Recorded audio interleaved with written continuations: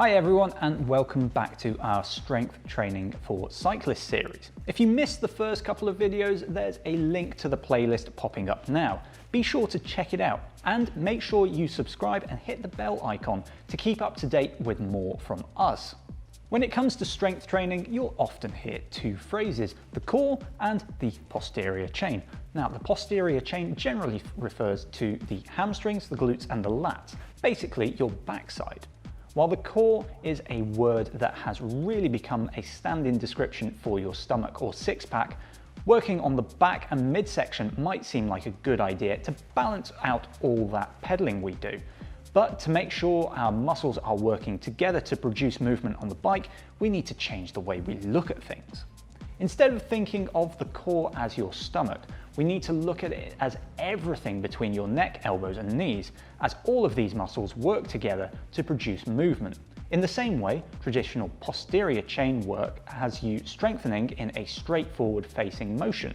You tend to be doing exercises like kettlebell swings and deadlifts that don't fire up those supporting muscles that tend to be neglected in cycling, so it's important to incorporate exercises that have you working side to side to keep your body balanced and pain-free.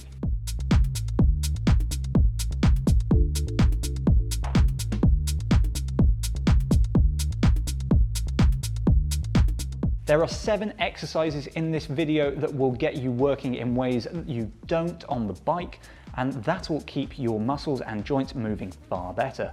Bringing you the exercises is Menachem Brodie of Human Vortex Training. He's a qualified cycling and strength and conditioning coach with over 15 years of experience helping cyclists at every level. If you have any questions about the exercises, then comment below and we'll try to help. Over to you, Menachem. After long days on the bike or just many years of riding, our lats and our mid-back can get a little bit frozen. While the foam roller is one approach, the active preacher stretch is a great exercise and way for us to be able to gently begin to open up that area. Now, the way this is going to work, you're going to need a chair or another type of place to put your hands. We're going to walk the hips or the feet back just a little bit so that the hips are just in front of the knee, because we're going to pull them back as if someone has a lasso there. Now, my elbows are just wider than head width. That's really important. We don't want to be too wide, although those of you who are very tight, that might be where you start. We're going to have the hands facing up, and this is actually really important. We don't want to have them facing one another, and we definitely do not want to have them clenched together. Now, from here, I'm going to keep a neutral spine. I'm going to push down into the chair with about a kilo's worth of force on either elbow for about 10 seconds.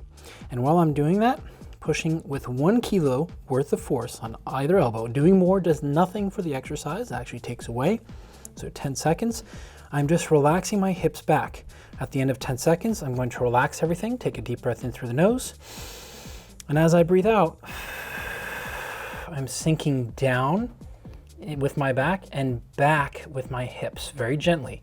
And I don't want my elbows to be pulled apart. We're gonna do 3 breaths just like that. So I'm gonna take a deep breath in, deep breath out, and I'm gonna push 1 kilo of force in either elbow for 10 seconds. 3, 4, 5, 6, 7, 8, 9, 10. Count it a little bit fast, that's 10 seconds. Deep breath in, deep breath out. Relaxing my chest down, pulling my hips back. And you'll notice that the arch in my back is going opposite now. We'll do 3 rounds just like this, and then we're going to take a deep breath in and come right back up to the starting position. Now, this is a prime example. Less is more. So doing more than 1 kilo's worth of pressure into each of the elbows is just going to detract from the exercise, not help you go faster. The other thing is we don't want to dump your hips back into an excessive lumbar curvature. So we don't want to open up the curvature here, we want to open up the mid-back. Just 1 or 2 rounds of 3 breaths, as we did just here, is going to be just enough for most of you. If you're very tight, start off with 1 round every second or third day. Be very gentle. If those muscles are tight, they're tight for a reason. They're trying to protect something. Take your time, and if you're unsure, see a physical therapist. When it comes to being able to stay healthy and robust as a cyclist, it is incredibly important for us to be able to move our hands up overhead with good strength and range of motion without going through and arching or cranking on our lower backs. However, if you think about the classic lifelong cyclist, I should say, they get that Quasimodo posture and they're not able to reach up overhead because their shoulder blade is no longer able to move and their shoulder is kind of shut down. Now today's exercise, or this exercise rather, is called the bent over high row to external rotation. And this is a very difficult exercise for anybody, let alone cyclists. Now today, we're actually going to start you off with a water bottle. So 1 liter of water weighs roughly 1 kilo. It's just a little bit under that. So if this is too difficult with a full bottle of water with 1 liter, go ahead and do half a liter. If that's still too difficult, do it without a water bottle at all until you can do it with great technique. Now there are 2 cues that are very key in this exercise. The first one is going to be the positioning. We want to make sure that we're taking that deadlift setup. So we're going to take the crotch of the hands, if you will, and we're going to slide those hands down the thighs, keeping our back straight, spine neutral, and the weight should be in the middle of our foot. Now, once we're in that position, we're going to take a water bottle and we're going to do a high row and an external rotation. Now, this external rotation for a lot of people can cause pain or discomfort, and you'll notice my upper body is not moving at all. Now, this is extremely challenging for most cyclists because our rotator cuff muscles, of which there are 4, are on the back of our shoulder and act to help suck the upper arm bone back and into the shoulder and keep it healthy and moving well. Well, this is a tough exercise because as cyclists, we tend to get rounded from being on the bike so much. So what you want to think about to help you be able to execute this much better is you want to think about a high row, and then I want you to think about a rotisserie chicken being on your upper arm bone, and we just want to rotate that chicken just a little bit. Now, if you can only come up to this portion of the range of motion, as most cyclists can, without cranking on the shoulder or doing something with your back, that's fine. The important thing is to work through the range of motion that you have and make sure that you're getting the right muscles to fire at the right time. Now, when you're done with this exercise, arms come down and then standing tall. This is a fantastic way for you to work on overall health and ability to move, or if someone wants to call it mobility, that's fine, throughout the season. It's a very low impact exercise. In fact, you can even do it at a rest stop of your favorite charity ride, brevet, or just a group ride. Yeah, it'll look weird, but people won't be thinking you're that weird when you're beating them in the sprint because your shoulders can actually move at the end of the ride.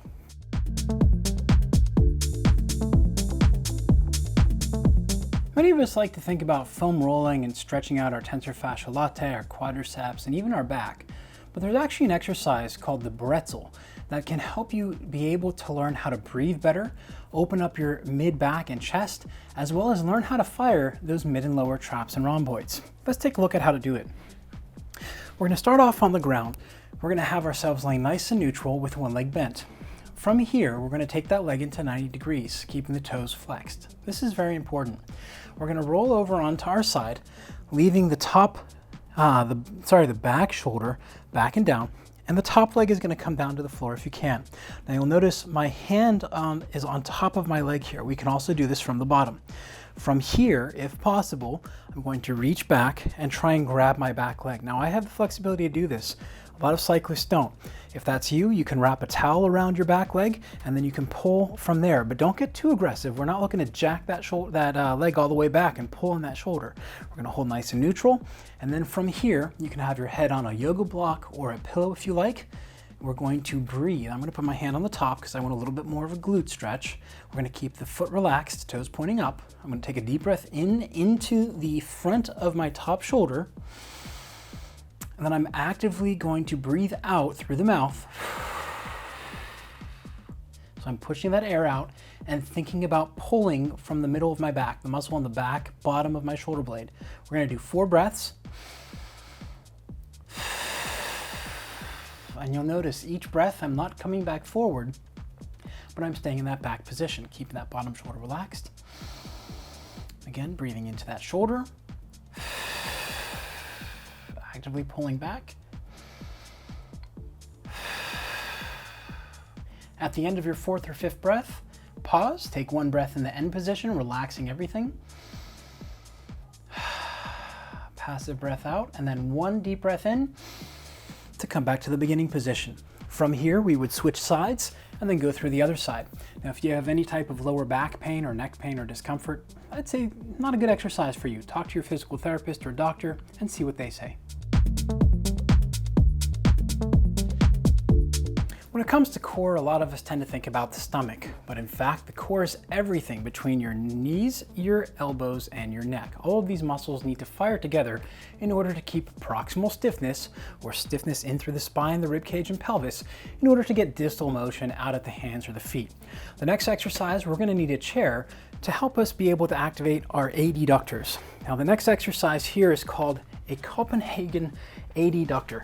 Now, the way we do this is we're going to have the middle of the thigh on the chair, and we're simply going to come up into a side plank position, trying to keep that knee straight as we go through. So you'll notice my knee is a little bit bent here. That's my not so good side.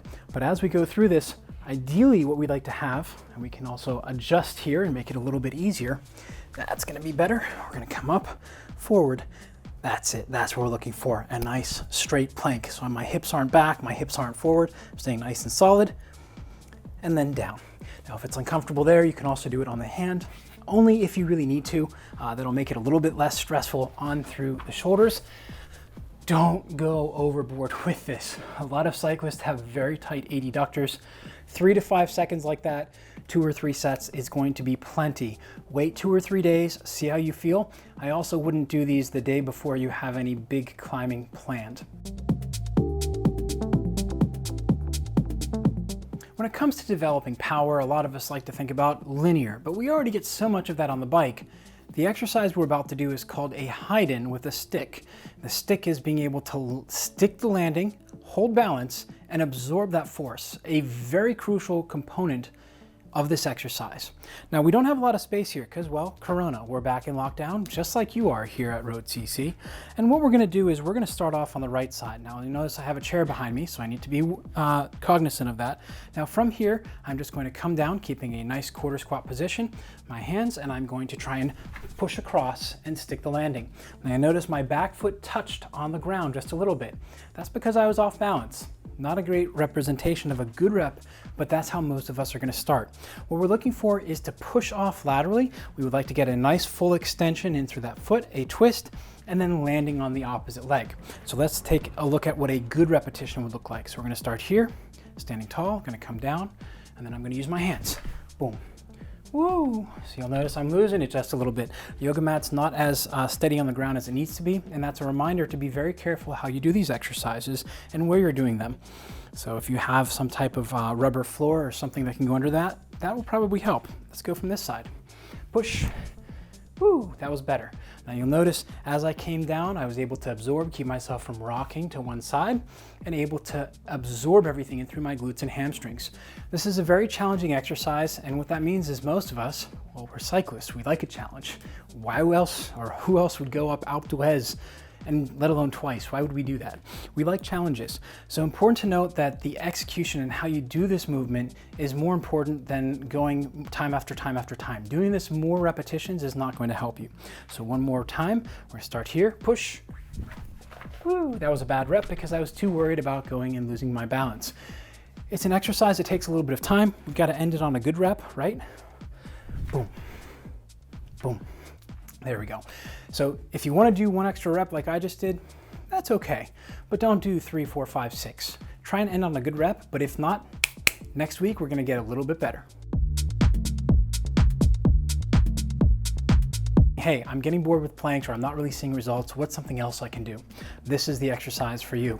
Now, the first thing is when we set up with this, it's very important that we make sure we're keeping our nose, our chest, and our zipper in a straight line.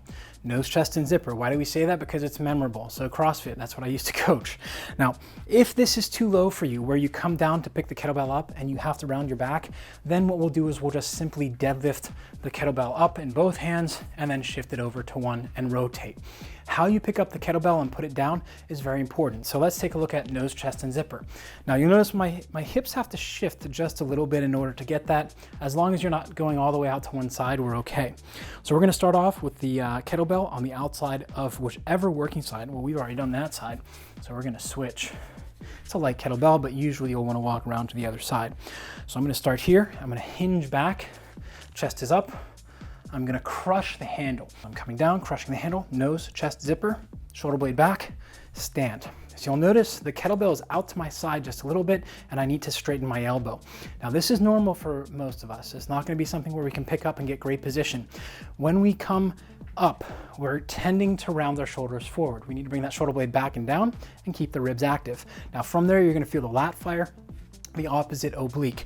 Ideally, we wanna stand in single position, keeping that shoulder blade back and down, elbow straight, or with a very soft bend if it's actually a heavy weight for you. But heavy is relative, right? So as I'm standing here talking to you, that's gonna make things more challenging because I'm actually breathing.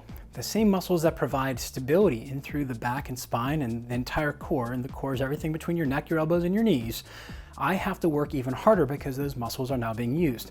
They're called accessory muscles.